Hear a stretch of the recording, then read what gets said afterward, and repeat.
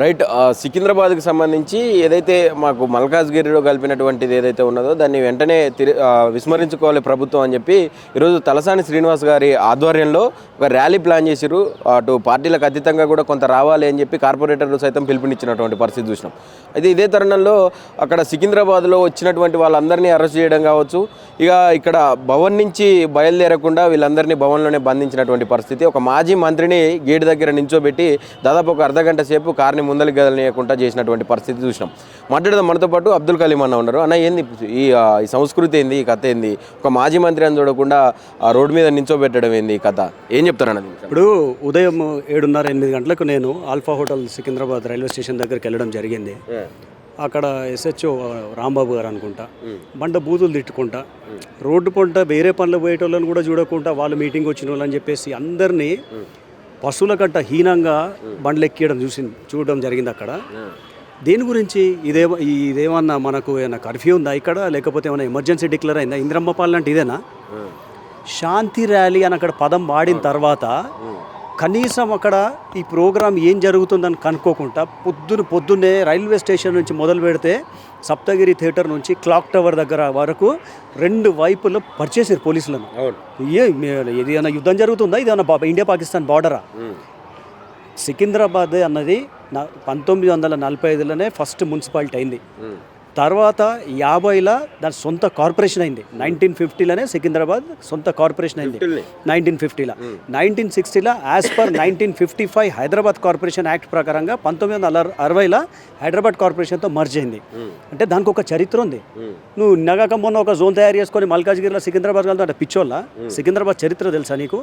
ఒక sir Ronald rose లాంటి ఒక మెడిసిన్లో నోబెల్ గ్రహీత, ఆయన నోబెల్ అవార్డు గ్రహీత, ఆయన మలేరియా మీద ఇక్కడ కొన్ని సంవత్సరాల పాటు ఆయన ఇక్కడ రీసెర్చ్ చేసింది. అంటే దాన్ని నేను ఎందుకు చెప్తున్నా అంటే, ఒక జేమ్స్ స్ట్రీట్ కానివ్వండి, ఒక క్లాక్ టవర్ కానివ్వండి, సికింద్రాబాద్ దాని చరిత్ర దానికే ఉంది.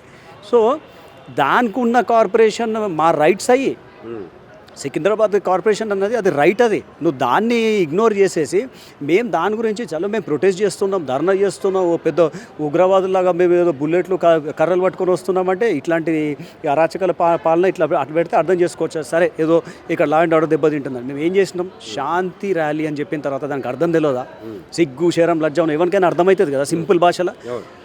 ఒక ఎమ్మెల్యే, ఒక మాజీ మంత్రివర్యులు బయటికి వెళ్తే ఇక్కడ డ్యూటీ ఏంది పోలీసు వాళ్ళకి నాకు అర్థం కాదు. తెలంగాణ భవన్ ముందు డ్యూటీ ఏంది? సరే, ధర్నా పాయింట్ మేము శాంతి ర్యాలీ పాయింట్ ఎక్కడ? క్లాక్ టవర్ నుంచి Mahatma Gandhi statue, MG road అని చెప్పారు. మీరు అక్కడ ఆపాలి కదా.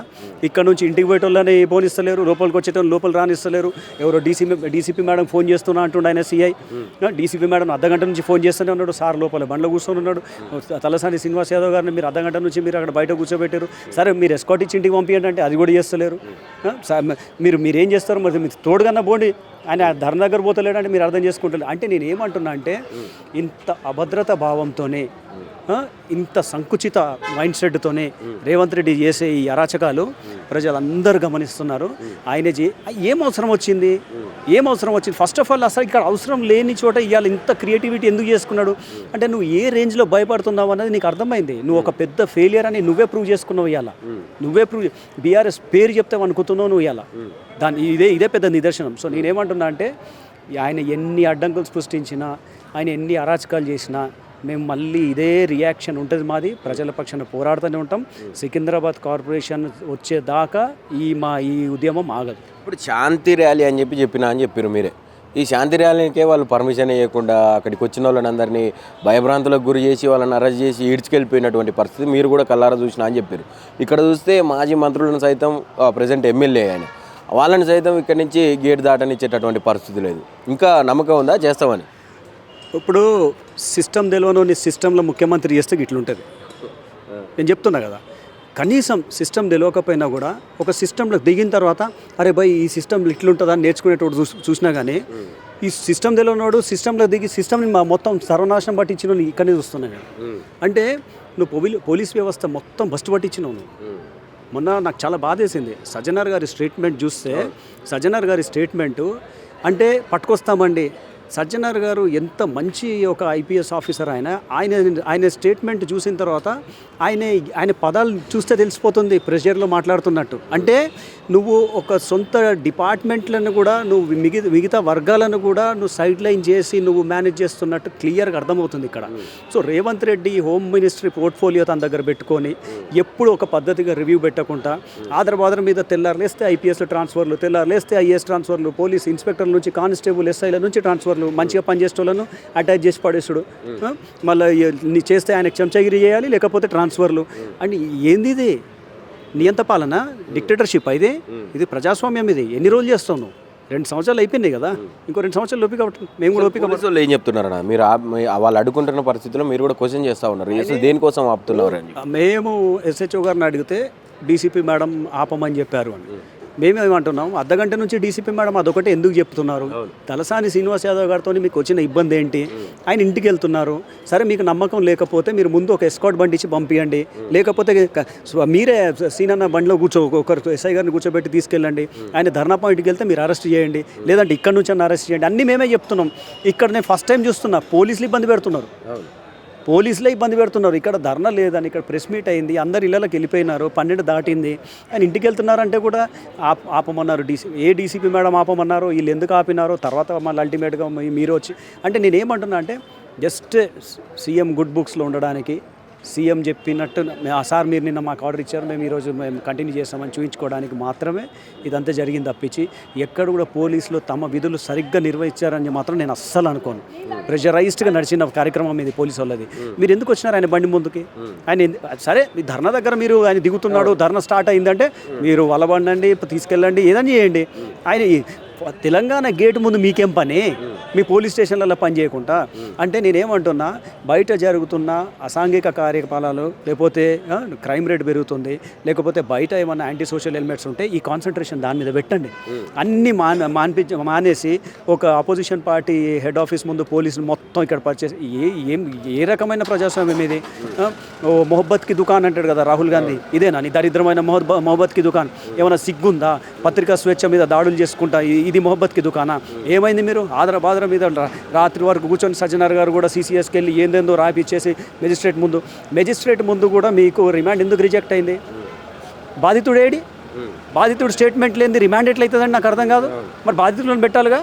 నేనేమంటున్నా, మీ ఇష్టం వచ్చినట్టు మీరు కేసులు కట్టుకోవాలి, రిమాండ్లు వెళ్ళిపోవాలి, పోలీసు వాళ్ళు మీతోనే ఉండాలి, అన్నీ మీ మన బీఆర్ఎస్ వాళ్ళ మీద కేసులు కట్టాలి. ఇదేనా మీ పాలన? నిన్న బట్టి విక్రమార్క గారు నిన్న ఒక TV9 కాన్క్లేవ్ ఒక క్వశ్చన్ అడుగుతూ చెప్తున్నాడు ఆయన, మీరు ఇచ్చిన గ్యారంటీలు ఎంత ఖర్చు అవుతుందంటే సార్ బడ్జెట్కి 3 రెట్లు ఎక్కువ ఖర్చు అయితే అక్కడ నుంచి డబ్బులు మీరు ఎక్కడి నుంచి సమకూరుస్తారంటే మేము కాళేశ్వరం లాగా వృధా చేయం, మిషన్ భాగ్యం. అరే బాబు నువ్వు చెయ్యవు, నువ్వు డబ్బులు ఎక్కడి నుంచి అంటే ఆయన అడిగిన ప్రశ్న ఏంది, నువ్వు ఇచ్చే జవాబు. నేను ఏమంటున్నా అంటే 2 ఏళ్ళుగా వీళ్ళ జరిగేది ఓన్లీ బీఆర్ఎస్ని చూసి టార్గెట్ చేయడం తప్పించి వీళ్ళు పరిపాలన లేదు, సంక్షేమ పథకాలు లేవు, అభివృద్ధి కార్యక్రమాలు లేవు, సీఎంకి అసలు టైమే లేదు. ఢిల్లీ టు హైదరాబాద్, హైదరాబాద్ టు ఢిల్లీ ఒక షెడ్యూల్ సర్వీస్ లాగా తయారైంది. నేను చెప్పి ఇంకా 2 సంవత్సరాల తర్వాత మా టైం చూపెడతాం. అంటే ఈ ఎపిసోడ్ పొద్దున్న నుంచి చూస్తూ ఉన్నారు, ఈ అడావిడి కావచ్చు, అక్కడ సికింద్రాబాద్లోనే అయితే ఇంకా బీభత్సంగా పోలీసుల మోహరింపు కావచ్చు, అదంతా అక్కడున్న జనాలు కూడా భయపడే పరిస్థితి. ఇప్పటిదాకా కూడా చేపలు తీయలే కొన్ని. ఏం చెప్పాలనుకుంటున్నారు ప్రభుత్వాన్ని? నేను అక్కడ అంటే అల్ఫా హోటల్ దగ్గర జనరల్గా ట్రైన్ దిగిన వాళ్ళు అక్కడికి వచ్చి బ్రేక్ఫాస్ట్ చేస్తారు, టీ తాగుతారు. అక్కడ వాస్తవంగా కూడా క్లాక్ టవర్ దగ్గర నుంచి మేము వాకింగ్ చేసుకుంటూ వెళ్ళింది అల్ఫా దగ్గర, అక్కడ ఏం జరుగుతుంది అట్లా టీ తాగేసి వద్దామని. ట్రైన్ దిగిన వాళ్ళు క్యాసాప్ यहाँ पे కర్ఫ్యూ హోయా అని అడుగుతున్నారు. అంటే నేనేమంటున్నా, ఏం మెసేజ్ ఇస్తున్నావు నువ్వు? మన సొంత మనుషులకు కాకుండా, రాష్ట్ర మనుషులకే కాకుండా, రాష్ట్ర జనాభాకే కాకుండా మిగతా రాష్ట్రాల నుంచి వచ్చే వాళ్ళు కూడా షాక్ అవుతున్నారు. ఇంత పోలీసులు ఎందుకున్నారు స్టేషన్ బయట, ఏం జరుగుతుంది, రోడ్డు పంట బయట వాళ్ళని కూడా లోపలేస్తున్నారు, ఏమన్నా జరిగిందా, ఏమన్నా టెర్రరిస్ట్ అటాక్ అయిందా అడుగుతున్నారు. అంటే పొద్దున్నే లేచి అవసరం ఇదంతా. నేనేమంటున్నా, ఇంకా ఈయన నుంచి మేము ఇంకా ఆయనకు చక్కగా చేస్తాడని ఆశించడం ఇంకా మన బుద్ధి తక్కువ అవుతుంది ఆలోచిస్తే. సో ఇప్పటికైనా ప్రజల పక్షాన ఉండి ఉన్న 2-2.5 సంవత్సరాలను పనిచేస్తే ట్రై చేయి. మాకైతే నమ్మకం లేదు. కానీ ఎంత చీదరించుకుంటారంటే జనాలు, నేను ఒక బీఆర్ఎస్ కార్యకర్తగా మాట్లాడట్లేదు, మీరు జిల్లాల గ్రామాల నలుమూలలో పోతే కూడా చీదరించుకుంటున్నారు. ఈయన బూతులకు, ఈయన మాటలకు, ఈయన పేకుళ్లకు, ఈయన మాటలకు, ఈయన చేతులకు ఎక్కడ పొంతనుండదు. రేవంత్ రెడ్డి గారు మాట్లాడింది అంత డబ్బా.